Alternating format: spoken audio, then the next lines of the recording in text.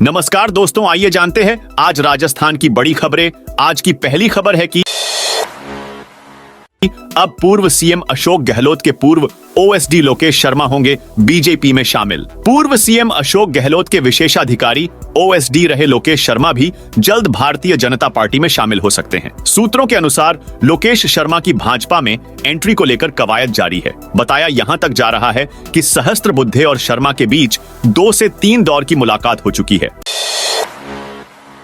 राजस्थान में बीएसपी के विधायकों ने फिर बदला पाला। राजस्थान में बहुजन समाज पार्टी बीएसपी को बड़ा झटका लगा है। प्रदेश में पार्टी के 2 विधायक शिवसेना शिंदे गुट में शामिल हो गए हैं। मुंबई में महाराष्ट्र के सीएम एकनाथ शिंदे की मौजूदगी में आज सादुलपुर से एमएलए मनोज न्यांगली और बाड़ी से जसवंत सिंह गुर्जर ने बीएसपी छोड़कर शिवसेना ज्वाइन कर ली। दोनों विधायकों के शिवसेना शिंदे में शामिल होने के बाद राजस्थान विधानसभा में अब बीएसपी विधायकों की संख्या 0 हो गई है। बीएसपी के विधायक पहले भी 2 बार 2008 और 2018 में चुनाव जीतने के कुछ समय बाद पार्टी बदल चुके हैं। राजस्थान में अब पूर्व सैनिकों को मिलेगा बीएड का दर्जा। राजस्थान के शिक्षा विभाग ने नई पहल करते हुए पूर्व सैनिकों को सरकारी शिक्षक बनाने की तैयारी शुरू कर दी है। शिक्षा मंत्री मदन दिलावर ने कहा कि पूर्व सैनिकों को अब बीएड डिग्री के बराबर दर्जा दिया जाएगा। कोटा के रामगंज मंडी में एक सभा के दौरान सोमवार को शिक्षा मंत्री ने कहा कि पूर्व सैनिकों को मेरिट और आरक्षण के आधार पर शिक्षक बनाया जाएगा। सैनिकों की आकस्मिक मौत होने और शहीद होने पर वीरांगना और आश्रितों को अनुकंपा में सरकारी नौकरी दी जाएगी। राजस्थान ने जीती राष्ट्रीय यूथ बास्केटबॉल प्रतियोगिता।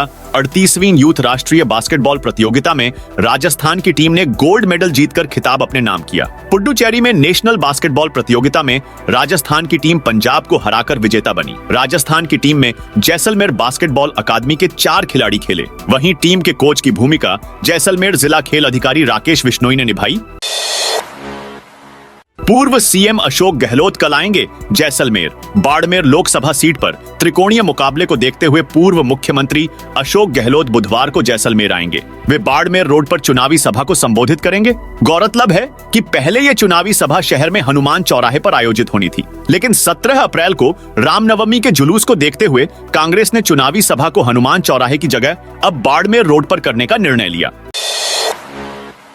स्कूल सिलेबस में स्थानीय भाषा को जोड़ा जाएगा। सरकारी स्कूल के छात्र छात्राएं अब मातृभाषा के साथ स्थानीय लैंग्वेज में पढ़ सीख सकेंगे। इसे लेकर शिक्षा मंत्री मदन दिलावर ने कहा है कि जल्द ही ये नीति लागू हो जाएगी और अलग अलग क्षेत्रों की स्थानीय भाषा के अनुसार ही पाठ्यक्रम को डिजाइन किया जाएगा। उन्होंने उदाहरण देते हुए बताया, जैसे कौवे को स्थानीय भाषा में कागला कहते हैं, तो ऐसे ही भाषा को शामिल किया जाएगा ताकि बच्चे आसानी से समझ सकें। इसके लिए 30 स्थानीय भाषाओं का सर्वे किया जा रहा है।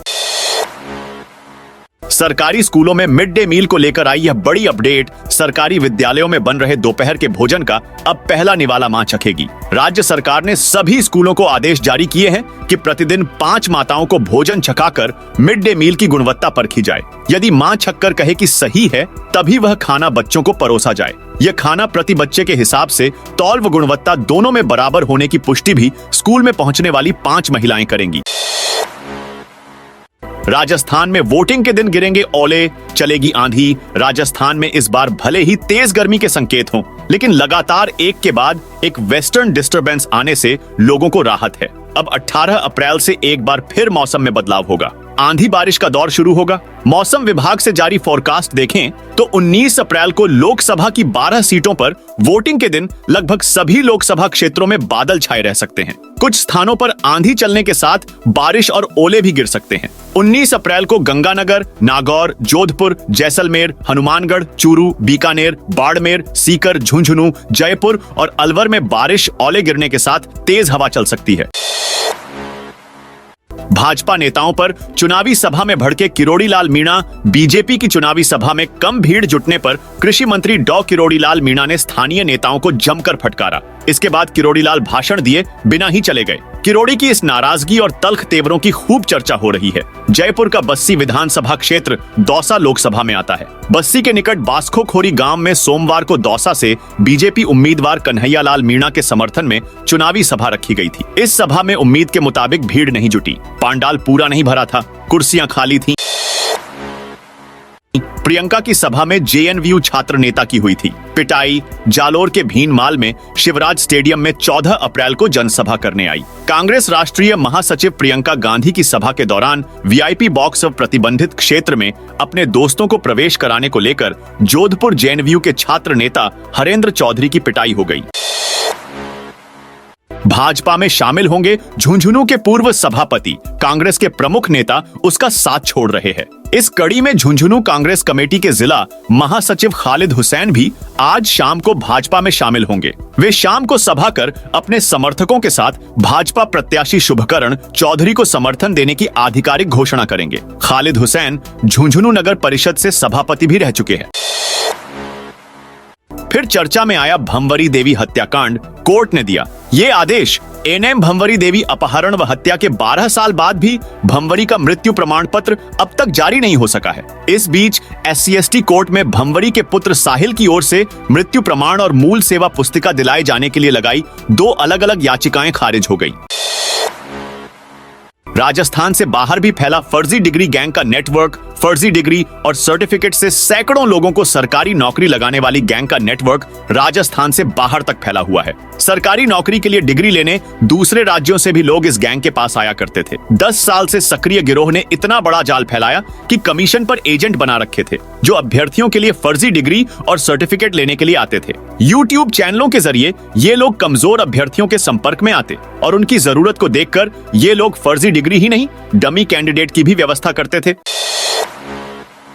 साइंस का पेपर बिगड़ा तो तालाब में कूदी छात्रा। मामला भीलवाड़ा के भीमगंज थाना क्षेत्र के गांधी सागर तालाब का है। यहां शास्त्री नगर निवासी एक मासूम ने गांधी सागर तालाब में कूदकर अपनी जान देने की कोशिश की। वह तालाब के पास पहुंची और ऊपर से उसमें छलांग लगा दी। इस घटना को आसपास मौजूद लोगों ने देख लिया और उन्होंने भी मासूम को बचाने के लिए तालाब में छलांग लगा दी। छात्रा को तुरंत तालाब से बाहर निकाल लिया गया और इलाज के लिए महात्मा गांधी हॉस्पिटल में भर्ती करवाया गया।